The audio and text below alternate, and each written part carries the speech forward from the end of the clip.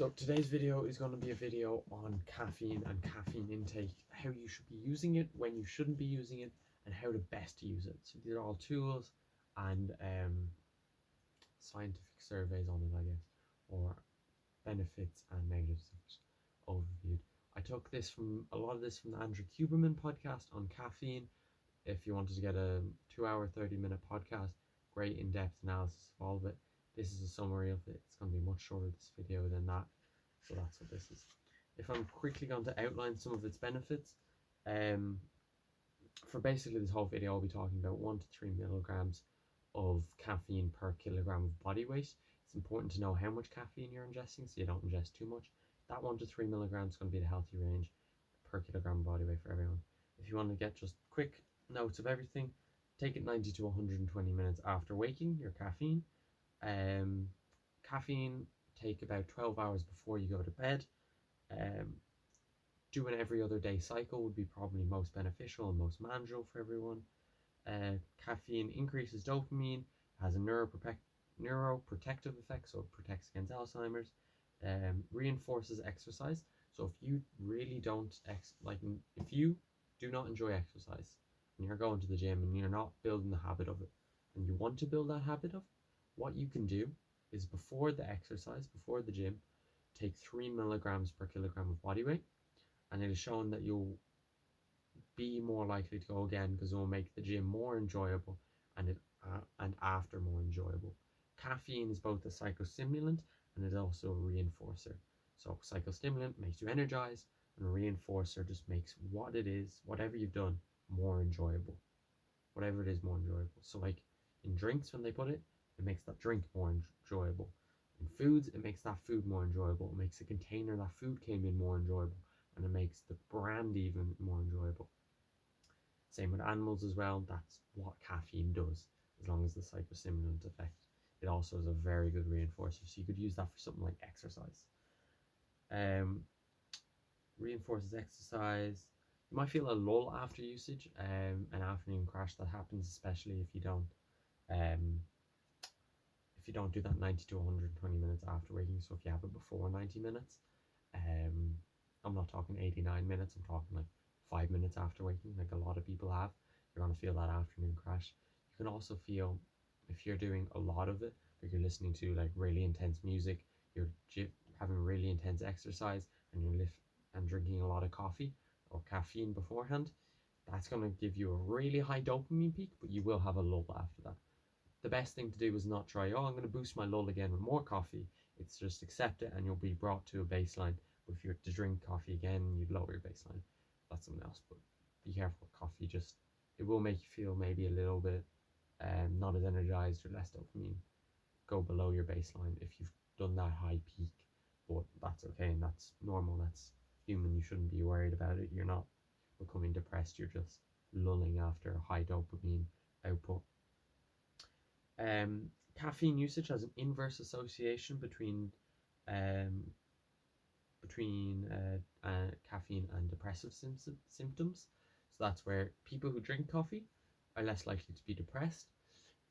So it's like this wouldn't be like an antidepressant in terms of like the drug, but people who drink it are less likely to be depressed. Now that could be a direct, where caffeine makes you happier or less depressed, or it could be indirect one, where caffeine makes you do things that make life better. So it makes you go out and see people, which makes your life better. It makes you excited to go to the gym, as I pointed out. So you go to the gym more and that makes your life better. It makes you do things that make your life better. And that's kind of like the indirect effect. So that's probably what it could be, or it could be the other one. I believe the study didn't conclude that. It just found the inverse association.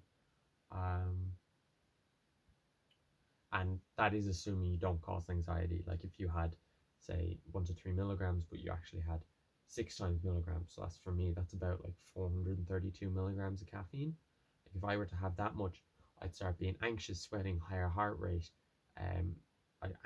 anxious, and that would obviously reset any positive effects from the caffeine and the antidepressive properties of it.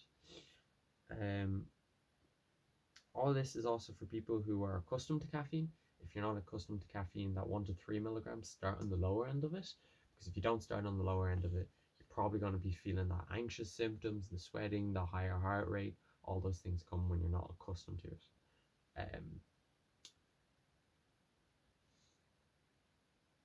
Okay, so you want to get your caffeine intake 90 to 120 minutes after waking. Now, for a lot of people, why would you want that? Oh, just get it into me now, it makes no difference. So what happens in the morning? Well, the reason what caffeine does is it blocks adenosine receptors. So in your brain, it blocks adenosine receptors. And adenosine is like the sleepy thing. You get more of it when you're about to go to bed. It comes up with your circadian rhythm and light like this. So adenosine makes you feel tired and sleepy. Caffeine doesn't eliminate adenosine, but it blocks it. But the thing about it blocking it is that your brain wants a certain amount of adenosine. And if it blocks it, it's like, wait, I need to make more adenosine. Obviously, I have none in my brain. I'm not making any. So this is like simplified, of course. But your brain goes, okay, I'll make more. Well, why is there still none there? I'll keep making more. And that's kind of your crash. That's your afternoon crash. Because your adenosine builds up and stays around. And then as your circadian rhythm comes to increase the amount of adenosine, and the caffeine stops blocking it, and the stuff comes with the backlog, and all of a sudden you need more cups of coffee when you're having your nappuccino, which is a bad idea. Which is like the thing where you take your coffee and then go for a 15-minute nap. It's not a great idea. But that lull comes from having coffee too early in the morning. Now, how could having coffee 90 minutes later change anything? Does that not just make it your afternoon crash 90 minutes later? No. So early in the morning, you're going to have a cortisol pulse. So a cortisol pulse is just your cortisol, which is the stress hormone, which has a lot of negative connotations with it, but it's actually can be fairly good for you in some cases. So stress hormone goes up. Now, with the stress hormone going up, cortisol takes off the adenosine. It gets rid of it because you still have a little bit of adenosine left when you wake up in the morning. So that adenosine gone, goes away. The cortisol takes it away.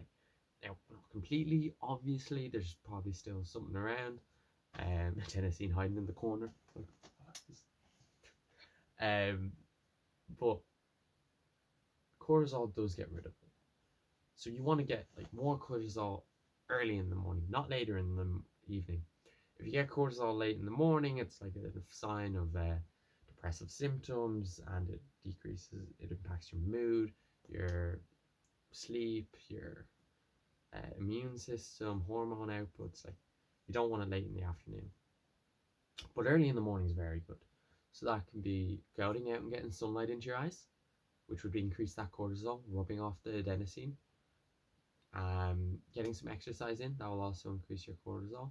And then this 90 to 120 minutes of coffee afterwards, or caffeine, should I say, 1 to 3 milligrams. If you do all this and at like 120 minutes after, and you've done your exercise and you've been outside, your cortisol is going to be high. But if you then take your caffeine, it's going to increase it again, killing off any. So then that cortisol pulse is really strong in the morning, which is very beneficial towards you, and it means you won't have that afternoon crash. And also, the caffeine is going to be much more effective then at that point in time, and you're going to feel a lot more energized to do work, feel productive, both mental and physical performance. And that's why you should take it 90 to 120 minutes after waking.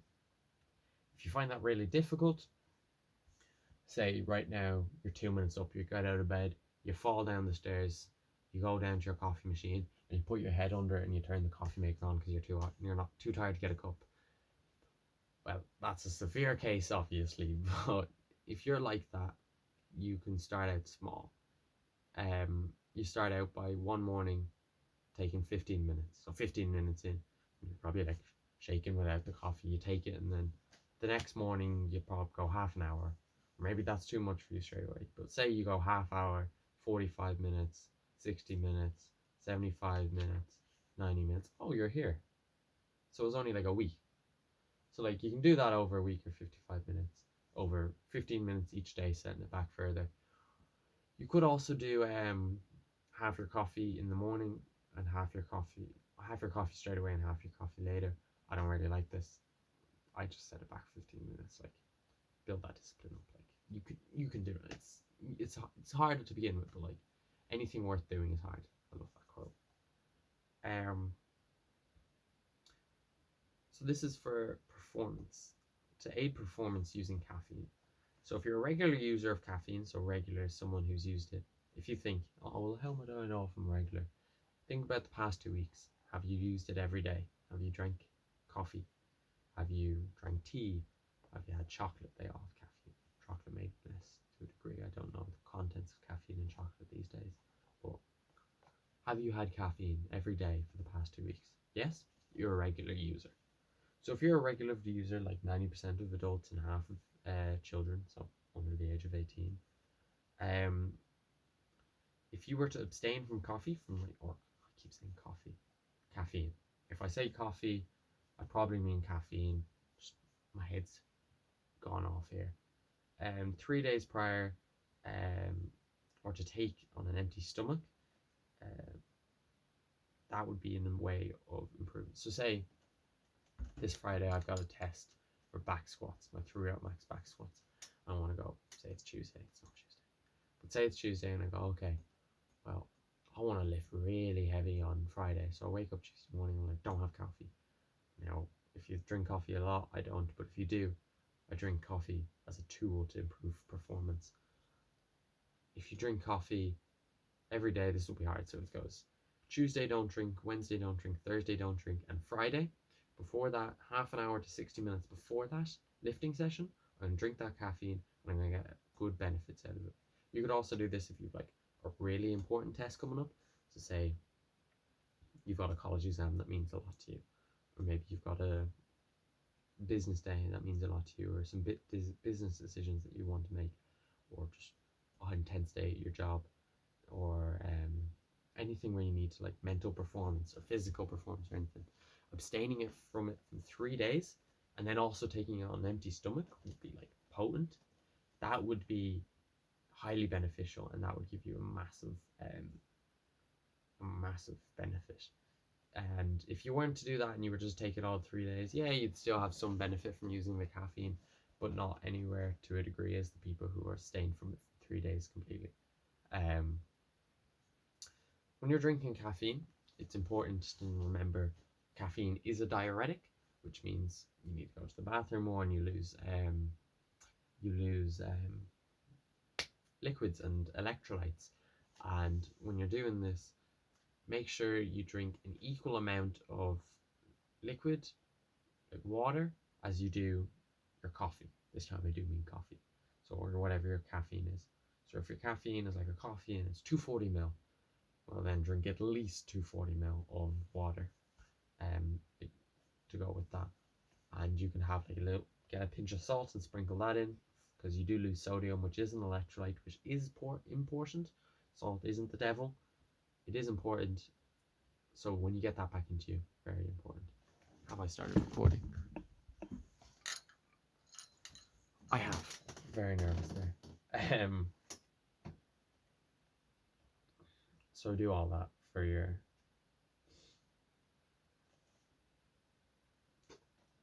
Where'd I go? My head went off there, sorry. 3 days before your performance, physical or mental performance. You can talk about theanine now, the thing to take with caffeine to prevent jitteriness. Theanine does have some positive effects, I've got it written here. So, theanine 200 and 400 milligram 1 to 3 times per day over 17 days can reduce depression, anxiety, and positive effects on endothelium cells, and improves blood vessels, improves quality, depth, and duration of sleep. So that there is like, okay, so endothelium is like the lining of your blood vessels, so capillaries and veins and arteries, all them things. Theanine improves that, improves your sleep, and it improves, well, it reduces the jitteriness of caffeine. It's like, wouldn't say depressant, it could make you a little bit calmer. So like some people put, like energy drink manufacturers have it in it so that you're not as jittery, so you can drink more of their drinks, which is good strategies, because caffeine makes you want it more, but jitteriness doesn't, so you reduce jitteriness but keep the caffeine. It's good business strategies from them. But if you were to take it, you can reduce over 17 days, the study was done, reduce depression and anxiety.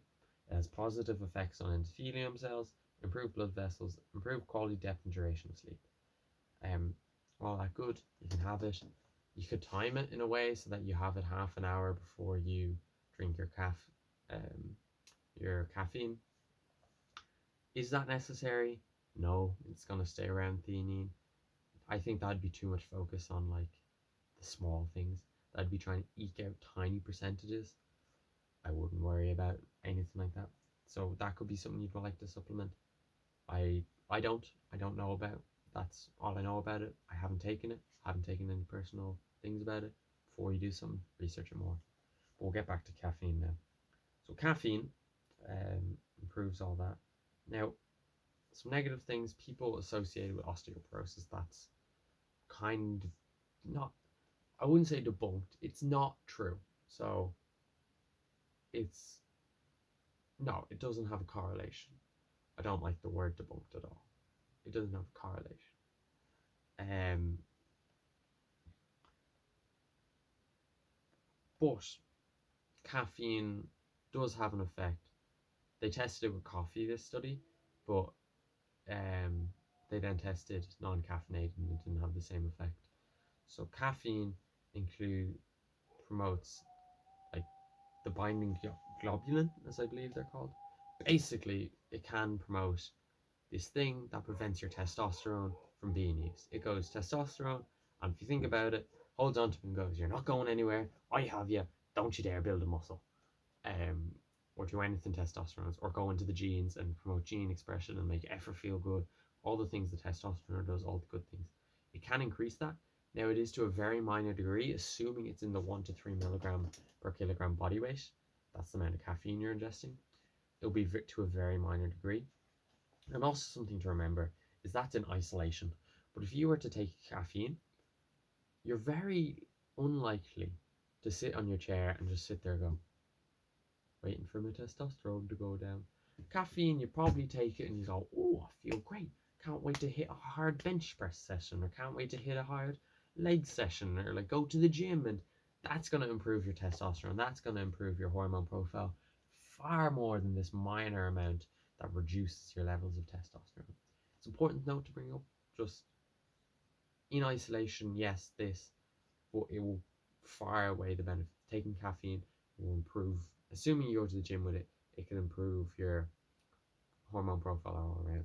And you probably will go to the gym with it, because when you take it half an hour beforehand, it makes the gym and after more enjoyable at 3 milligrams per kilogram of body weight. And it will make that gym session more enjoyable. So if you're new to the fitness, that could be a great way for you to get into the habit of it, and for your body to build up that psychological addiction um, to the gym, which is a nice addiction to have. Um, so caffeine improves reaction time, improves the ability to answer questions quickly and correctly. Um, already mentioned that it increases your cortisol pulse, and if you wish to heighten the performance, so if you want to get more performance enhancing effects, I talked about 3-day abstinence, a 5-day abstinence, and then consumption on the 6th day will give the great effects for maximum strength and endurance effects and mental performance. I believe the test was only on strength and endurance, but mental obviously as well. Um, Caffeine can also be used after being exposed to material. So if you're studying now, if you are studying at like 9 p.m. and you go to bed at 12, taking caffeine after that, yes, caffeine does improve your ability to remember something. It increases dopamine and it makes you remember something that you learned beforehand. Um, that's what caffeine can do. You can use it as that. But if you were to use it at the end of your night, it'd be no way beneficial, because sleep is the most important thing. And not to say you have to have perfect sleep 100% of the time, but if you were to use like caffeine, like, I'm a genius, just studied for 2 hours, gonna drink a cup of coffee. No. If you're about to go to sleep, if you're ruining your sleep, that coffee ain't gonna do nothing, because you're not gonna sleep well. The next morning you'll be like, Oh, I'm glad I remembered that. Wait, what was I doing last night? Oh. Uh, you're not gonna remember if you were in your sleep. But say you study early in the morning, possibly those first 2 hours after you get like morning sunlight and a bit of exercise in, maybe an hour, maybe an hour and a half of studying, and then take your cup of coffee. You're gonna remember those materials better than if you were to not have taken that cup of coffee, and that's a really nice benefit of it. But always never sacrificing sleep. Okay, so two more things, or possibly one more thing. Yeah, one more thing. So one group, this is a study, one group took 3 milligrams of caffeine for 20 days per kilogram of body weight, not just three in total. And then the other took a placebo. This placebo was to basically make people abstain from coffee without people being abstaining from coffee, as in the fact that it would have been uncomfortable to say the least. Um, so they tested them on the first day and then on the 21st day when caffeine was consumed prior to the exercise. And they found group one, which was the one having caffeine, still had a positive effect from the caffeine, but it was less than what it was on day one. And then group two did the same, but they had a drastic increase from day one no caffeine to day 21 without caffeine for 20 days and exercise on the 21st day. And it was majorly increased then to the other group. So if you wanted to get peak performance, for 20 days go without caffeine. So say 3 weeks time, say this day 3 weeks time you have something, well then you're going to stop drinking caffeine today, and you're going to on that day you're going to have caffeine 30 to 60 minutes beforehand, and that will get you maximum performance. Like, I'm sure you could stop taking it for 6 months, but 20 days was this study, and it seemed to have positive effects, very positive effects, and more beneficial than taking it every day. But even if one were to do a 2 day abstinence, third day still increased effectiveness for physical and mental tasks compared to a group that continued usage. So if you were to do all that, you could. So from takeaways from this, caffeine is a very useful tool. It increases your performance, mental performance, and physical performance. Can disrupt your sleep, so don't use it late at night. Um, don't take it early in the morning. Take it like 90 to 120 minutes after.